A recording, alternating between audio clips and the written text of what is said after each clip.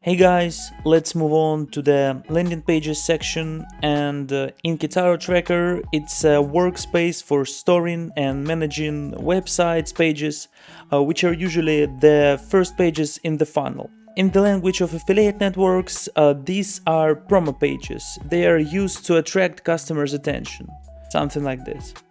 In Keitaro Tracker, this section is needed first of all to let Tracker know that your landing pages exists, that you need to work with them and track data from them using Keitaro. How you can work with them in Keitaro?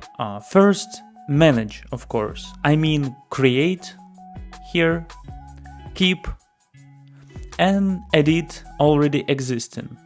For example, this one, you may edit it here. Then, track statistics for a specific landings or group of landings.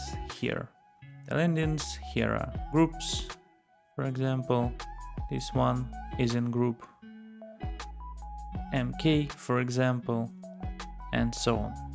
And sure, add and remove metrics, financial metrics basically, which are a lot of them here, and you may add or remove some of them. For example, we may add unique clicks, percent, sales by a specific landing pages and leads, add them here and track as well.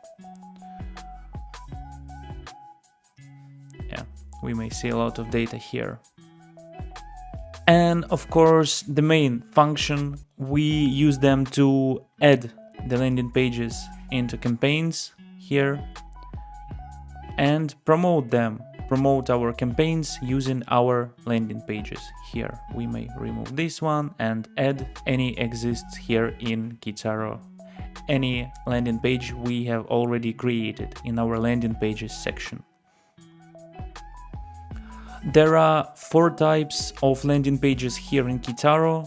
We may create so-called local landing page, when we are uploading our zip archive in Keitaro, when we have access to the code, to the project, if it's a single page landing page.